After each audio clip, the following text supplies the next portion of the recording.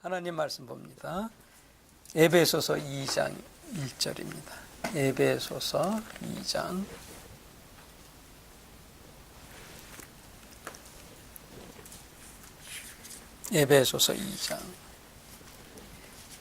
1절부터 3절까지입니다.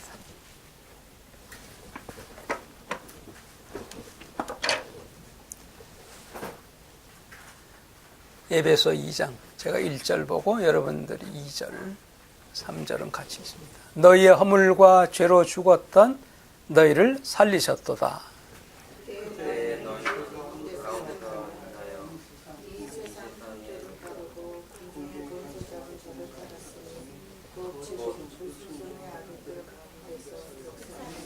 예, 다 같이. 전에는 우리도 다 그 가운데서 우리 육체의 욕심을 따라 지내며 육체와 마음에 원하는 것을 하여 다른 이들과 같이 본질상 진노의 자녀이었더니. 아멘. 지금 여기 읽은 말씀이 우리가 하나님의 은혜 아래 들어오기 전에 우리의 상태입니다. 1절에 보면은 우리는 우리 자신의 허물과 우리의 죄 때문에 영적으로 죽었었다 그럽니다. 영적으로 죽었다. 하나님과 관계가 없었는데 그런 너희를 살리셨도다. 하나님께서. 그러면 예수 믿기 전의 상태는 어땠느냐? 2절입니다. 그때는 우리가 세상에 행하여서 이 세상의 풍속을 쫓았다 그랬습니다. 세상 풍속. 그리고 공중의 권세 잡은 자 마귀를 따랐고 알든 모르든. 근데 그 마귀는 누구냐? 지금 불순종, 믿지 않는 자들 가운데서 역사하고 있는 영이라. 그러니까 이 영적인 문제입니다. 예수를 믿고 안 믿고 하는 건. 그래서 전에는, 예수 믿기 전에는 3절에 우리도 다 그 가운데서 우리의 영이 아니라 우리 육체의 욕심을 따라 지냈고 우리 육체와 마음에 원하는 것을 행하여 다른 이들과 같이 본질상 진노의 자녀였다. 이것이 우리 예수 믿기 전의 상태예요. 그러니까 하나님이 나를 이 지옥으로 보내는 게 아니라 우리는 본질상 이 육신의 죄의 길을 가기 때문에 이 지옥으로 우리가 알아서 가게 되는 그런 존재였다 하는 것입니다. 예수 믿기 전에는. 그런데 이 하나님의 은혜와 사랑이 우리에게 임해서 4절에 봅니다. 4절부터 6절에 보면 긍휼 때문에 풍성하신 하나님이 우리를 사랑하셔서 그 하나님의 큰 사랑을 인해서 허물로 죽은 우리를 그리스도와 함께 살리셨고, 그래서 이것이 은혜로 구원을 얻은 것입니다. 내가 행위가 옳아서가 아니라 은혜로 구원을 얻은 것이라. 또 함께 일으키사 그리스도 예수 안에서 함께 하늘에 앉히셨다. 그래서 이제는 하늘이 우리의 것이, 그래서 천국을 갈 수 있는 거예요. 우리가 죽게 되면. 우리가 여기에 보니까 하나도 우리가 잘해서 이런 자리에 가게 된 것이 아니라 그랬어요. 전부 하나님의 은혜로 되어지는 것이라. 예수님이 우리의 죄값을 치르고 다 하셨기 때문에 그 7절부터 나옵니다. 7절에 이는, 이유가 나오죠. 이는 그리스도 예수 안에서 우리에게 자비하심으로 그 은혜의 지극히 풍성함을 오는 세대에 나타내려 함이라. 너희가 그 은혜를 인하여 믿음으로 말미암아 구원을 얻었나니. 은혜로, 그 은혜를 우리가 믿음으로 구원을 얻었나니. 이 구원은 우리에게서 난 것이 아니요, 우리가 행위가 옳아서가 아니라 하나님의 선물이라. 행위에서 난 것이 아니니 이는 누구든지 구원받은 사실에 대해서 자랑치 못하게 하려 함이라. 그래서 예수님의 피가 우리의 죄를 덮었습니다. 우리는 믿음으로, 예수를 믿음으로 죄사함을 받는 것이다. 이것이 바로 하나님의 은혜라는 것입니다. 우리 믿는 자들이 확실하게 이 문제를 이해를 해야 돼요. 왜냐하면 우리가 구원받는 문제에 대해서 우리가 할 수 있는 게 하나도 없어요. 내가 내 죄를 대신해서 내가 죽을 수도 없는 것이고, 또 구원을 유지하기 위해서 내가 행위가 100% 옳아야 되는데 그것도 불가능한 것이고. 그래서 내가 이 구원받기 위해서, 구원을 유지하기 위해서 내가 더 잘해야 되는데, 이래야 되는데, 그러면은 그는 쓸데없는 말입니다. 하나님께서는 뭐라냐면 내가 다 대신 했다 그러십니다. 내가 다 했다. 내가 다 했다. 그래서 우리에게 요구하시는 건 뭐죠? 믿음으로 받아들이기만 하면 된다는 것입니다. 그러면 예수님이 십자가상에서 나의 죄값을 치르신 사실을 믿기만 하면 나는 구원을 받게 되어지는 거예요. 그 세상의 종교는 뭐라 그러죠? 이것도 해야 되고 저것도 해야 되고 해야 된다 그럽니다. 근데 예수님은 뭐라고 말씀하냐면 내가 다 이것도 했고 저것도 이루었고 내가 다 이루었다. 너는 받아들이고 믿기만 하라. 그것이 세상 종교와 기독교의 차이입니다. 예수님이 십자가에서 피를 흘리셨을 때 하신 말씀이 뭐라 그랬죠? 내가 다 이루었다 그랬습니다. 누가 이루었다고요? 예수님이. 내가 할 수 있는 건 없어요. 예수님이 십자가 운명하시면서 내가 다 이루었다. 예수님이 그 다 이루어진 그 사실을 나는 믿기만 하면은 구원을 얻게 되어지는 것입니다. 그래서 예수님이 계시록에 보면 나는 처음이요 나중이라 알파와 오메가라 그러십니다. 그래서 예수님이 십자가에서 다 이루셨다는 그 순간 이후로 우리 태어난 사람, 우리는 현재 그래서 다 이루어 놓으신 은혜의 시대에 사는 거예요. 시대가 다릅니다. 예수님 오시기 전에는 율법 시대, 모세 율법을 이루어야 되는데 예수님이 십자가에서 내가 다 이루었다 한후부터는 율법 시대는 지나가고 하나님의 은혜 시대가 우리에게 임하게 되어진 것입니다. 그래서 2000년 전부터는 더 이상 우리는 율법 아래 있는 게 아니고 은혜 아래 있는 거예요. 로마서 6장 14절에 그랬습니다. 로마서 6장 14절.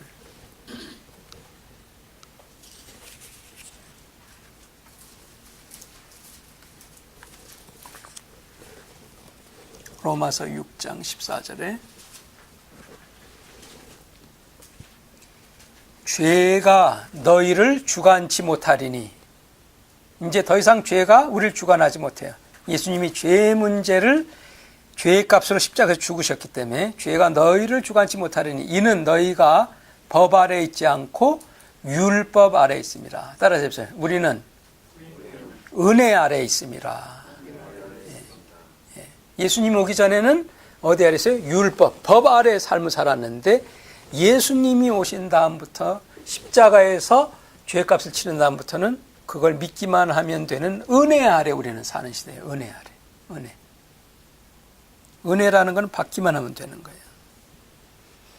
그래서 나의 과거가 다 예수의 피에 다 없어져 버리고 죄에 대해서 사단에 대해서 우리는 이미 예수를 믿으면 이기는 자가 되어지는 것입니다. 그래서 예수님이 오셔서 뭐라 그랬냐면 구약의 언약이 있는데 예수님이 와서 하는 말이 나는 더 좋은 언약을 너희와 세웠다. 나의 피로 말미암아. 더 좋은 언약. 그냥 좋은도 괜찮은데 더 좋은 언약이라고 했어요. 뒤쪽으로 히브리서 8장 6절입니다. 뒤쪽에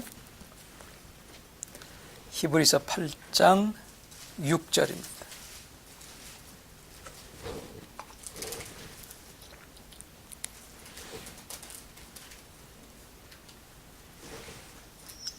그러나 이제 그가 예수님이 더 아름다운 직분을 얻으셨으니 이는 더 좋은 약속으로 세우신 더 좋은 언약의 중보시라. 중보라는 것은 중개인이라. 그래서 예수님은 더 아름다운 직분, 더 좋은 약속, 더 좋은 언약의 중보자예요. 예수님이. 더 좋은 언약. 언약이 두 개지요. 하나는 뭐죠? 구약. 또 하나는 신약. 근데 신약이 은혜니까 더 좋은 언약이라. 모세도 위대한 사람이지만 모세 율법을 우리는 다 지키지 못해요. 그보다 더 좋은 언약의 중보자로 오신 분이 예수님이십니다. 그래서 예수를 믿으면 우리의 죄책감으로부터 구원함을 받게 되고 예수의 피가 나를 죄와 이 사단에서부터 자유케 한 것입니다. 죄와 사탄으로부터 우리를 자유케 한 것이죠. 예수님이 피를 흘리심으로써. 갈라디아서 5장 1절입니다. 앞쪽으로 가시면 갈라디아서 5장 1절입니다.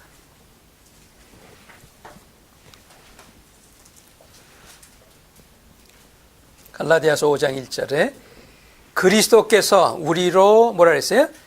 자유케 하려고 자유를 주셨으니. 언제 주신 거예요?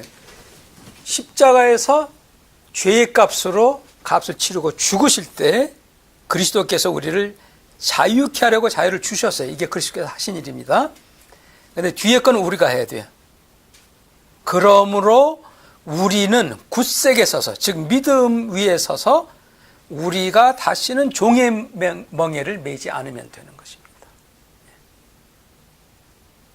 종의 멍에를 다시는 매지 않으면 돼요. 그러나 내가 좋아서 죄를 지으면 내가 종의 멍에를 다시 매는 것이 되는 것입니다. 죄가 싫어야 되는 거예요. 그러면 자유인으로 살게 됩니다. 자유인으로 해방되어서 죄책감 없이 살 수 있게 되시는 것입니다. 이것이 하나님의 은혜인 것입니다.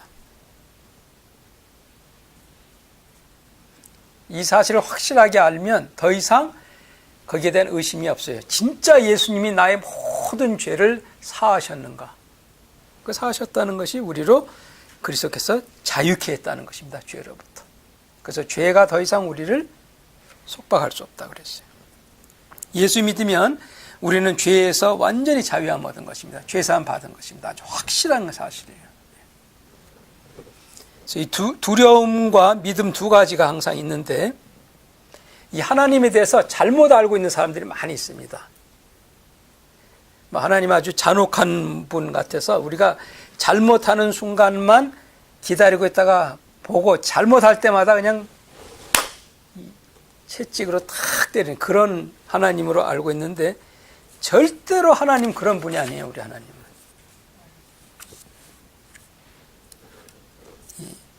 학교처럼 하나님께서는 우리를 이 디스플린, 우리를 징계는 해요. 잘못하면. 우리 학교에서 잘못하면 뭐 받아요? 벌 받잖아요.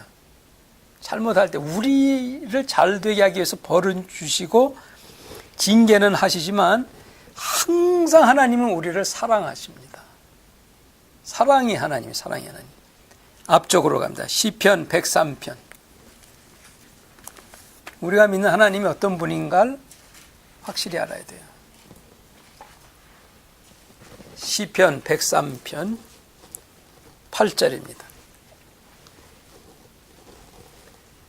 8절. 그리고 여호와는 항상 누구라 그랬어요? 예수 하나님입니다. 예수 하나님. 여호와라는 뜻은 좌호바, 예수 하나님. 하나님은 뭐라고 나와요? 그냥 하나님으로 나옵니다. 하나님. 근데 여호와 하는 것은 성자 하나님, 예수 하나님을 얘기하는 거예요. 그래서 여호와는 어떤 분이 자비로우시고 은혜로우시고 노하기를 더디하시고 인자하심이 풍부하심이로다. 이게 우리 하나님입니다. 여러분 잘 아셔야 돼요. 우리 하나님은 자비로우시고 은혜로우시고 노하기를 더디하시고 인자하심이 풍부하신 자라. 그래서 만약에 우리가 하나님 앞에 나아갈 때마다 아이고 나는 실패자요, 나는 참 쓸데없는 자요 이렇게 하고 하나님 앞에 늘 나가는 사람은 하나님의 은혜를 모르는 사람입니다. 이해를 못하고 있는 사람이에요. 은혜를 모르는 사람이 하나님의 은혜의 뜻이 뭔지. 그래서 이 율법의 신앙이 가고 집중이 가 있는 사람은 항상 뭐만 보냐면은 자기가 잘못한 죄만 봅니다. 그러니까 하나님이 무서운 거예요. 죄만 보니까. 여러분 십자가에 예수님이 달리신 것은 우리를 심판하기 위해서 달리신 것이 아니고 심판은 본인이 받으시고 우리는 자유케 하고 용서하기 위하여서 십자가에 달리신 겁니다. 이 뜻을 확실하게 알아야 돼요. 예수님이 우리가 받을 심판을 받으신 거고 그 십자가라는 것은 우리에게는 자유함과 용서함이 선언이 되어지는 자리가 바로 십자가입니다. 예수님의 십자가. 그래서 우리 고백을 할 때 나는 아무 쓸데없고 그렇게 고백을 하고 하나님 앞에 나아가지 말고 예수님이 십자가에서 그 이루신 일에 대해서 감사함을 고백함으로 나가면 하나님 앞에 담대히 나아갈 수 있습니다. 저를 위해서 십자가에서 피를 흘려주셔서 감사합니다. 죄를 사해 주셔서 감사합니다. 자유케 해주셔서 감사합니다. 잘못했을 때 우리가 죄의 고백을 해야 되죠. 그러나 고백은 항상 두 가지. 하나는 죄의 고백이 있고 하나는 하나님이 하신 일에 대한 그 믿음의 고백, 감사함의 고백으로 나아가면 하나님 앞에 담대히 나아갈 수가 있습니다.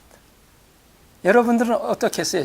여러분 자녀들이 부모님 앞에 올 때마다 맨날 고개 푹 숙이고 죄책감으로 나오는 자녀 보기 좋겠어요? 아니면은 딱 또 아버지 고마워요. 그런 자녀가 좋겠어요. 우리 하나님 똑같습니다. 그렇게 십자가에서 다 해주셨는데도 내가 하나님 앞에 나올 때마다 고개 푹 숙이고 아이고 나는 죄인이고 아무 쓰잘데기 없고 그건 겸손이 아니에요. 그거는 예수님 십자가에서 하신 일을 이해를 못하는 거죠. 내 죄를 사해 주셔서 감사합니다. 자녀로 삼아 주셔서 감사합니다. 그러므로 하나님께 나오는 자가 되기 바랍니다. 아멘. 자, 항상 나의 실패를 바라보지 말고 하나님의 이 자비하심, 긍휼하심을 바라보는 신앙을 가지고 있어야 됩니다. 하나님의 은혜를 바라보는 삶.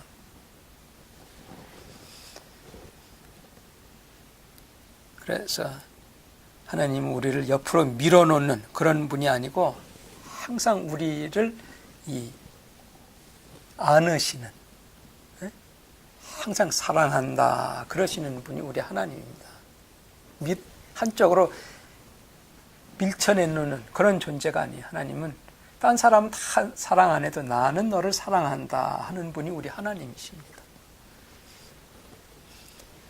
이거를 잘 깨닫지 못한 이스라엘 백성들은 어땠습니까? 1000년이 넘도록 예식, 의식과 이 제사 거기에만 집중이 되어져 버렸고 그 제사법을 속죄를 위해서 제사법을 주신 하나님은 바라보지 않았어요. 그래서 실패한 겁니다. 여러분 우리도요 신앙이 내가 해야 되는 일, 하는 일, 잘못한 일 거기에만 집중가 있고 하나님을 바라보지 아니하면은 이스라엘 백성처럼 실패해요. 법을 주신 분을 바라봐야지 법을 주신 분을 안 바라보고 법만 바라보고 살면은 그건 땅바닥 보고 사는 삶입니다. 실패합니다. 우리의 집중은 항상 하나님께로 가 있어야 돼요.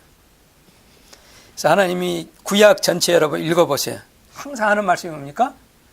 나는 너희들의 마음을 원한다. 너희가 날 사랑하기를 원한다.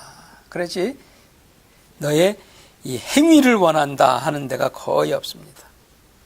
나는 너희가 나를 사랑하기를 원한다. 내가 너희를 사랑한 것처럼 너희도 나를 사랑하고 이웃을 사랑하는 자가 되기를 원한다.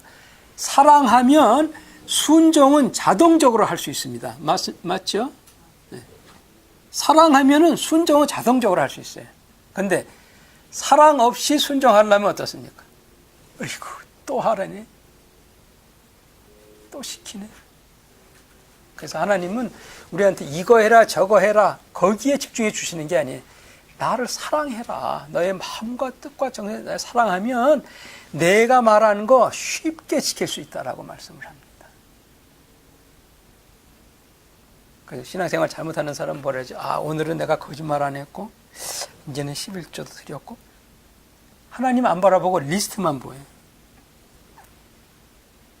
그러면 안 돼요. 하나님 바라보고 내가 잘못한 거 있으면 주님 잘못했습니다. 11조 드렸으면 이렇게 드릴 수 있게 복을 주셔서 감사합니다. 하나님 집중이 가 있어야 되죠. 내가 한 이 목록에 가 있으면 안 되는 것이.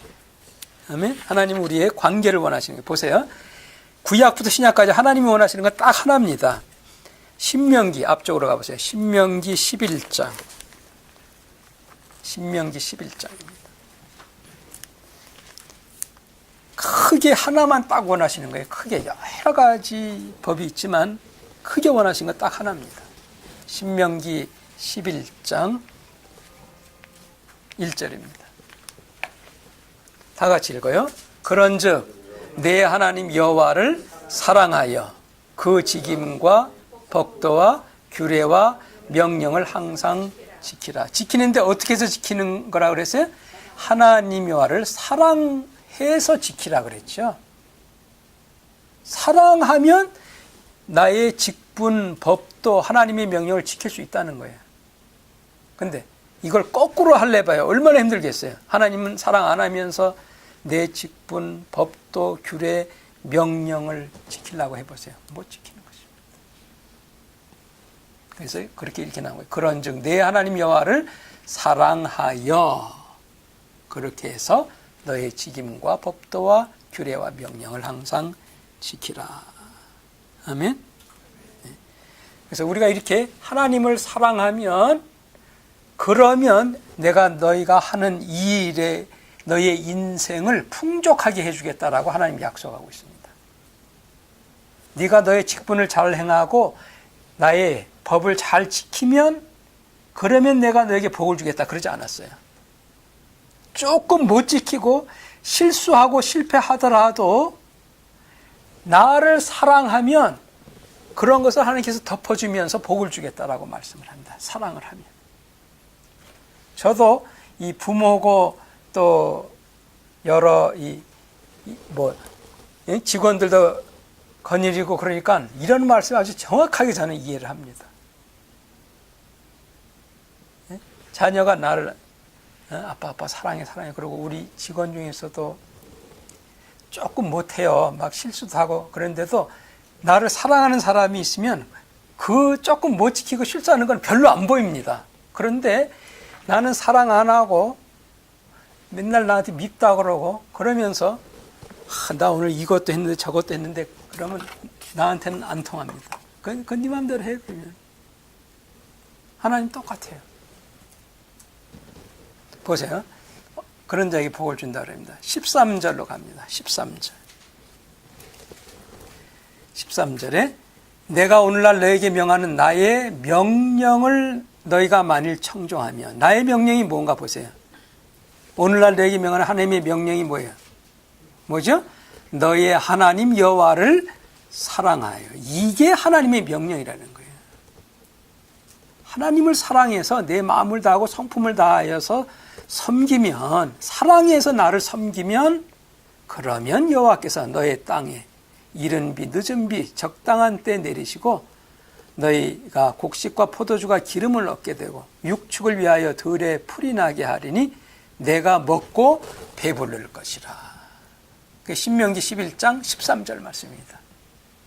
그러니까는 하나님을 사랑 안 하면서 나한테 복을 주시옵소서 그것은 안 되는 거예요. 주님을 사랑하면 복은 하나님이 알아서 주겠다는 것이죠.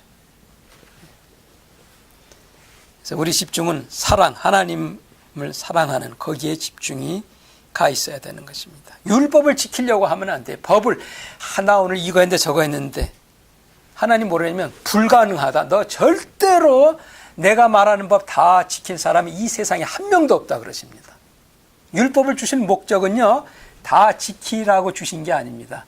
나는 율법을 지킬 수 없는 자다라는 걸 가르쳐 주려고 주신 게 율법이에요. 하나님의 힘으로, 성령의 힘으로만 하나님의 모든 것을 지킬 수 있다는 걸 가르쳐 주기 위해서 준 거예요. 그래서 율법을 몽학 선생이라는 겁니다.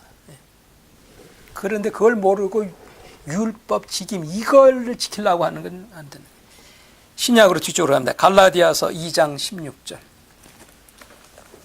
갈라디아 2장 16절입니다.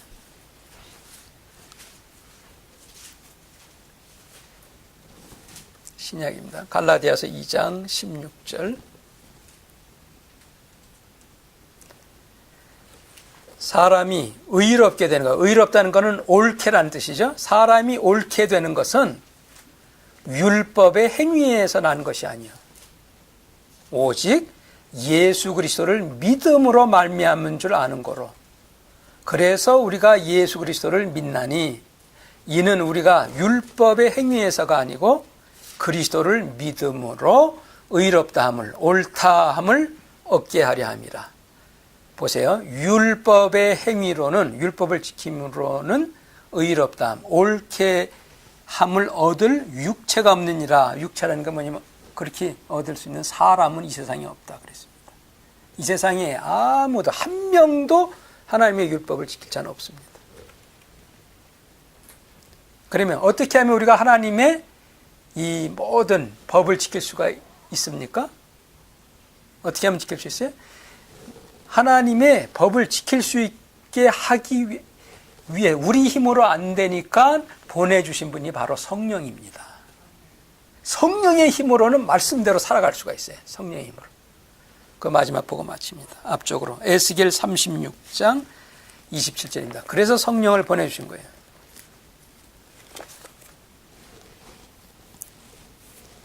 에스겔 36장 27절입니다. 구약에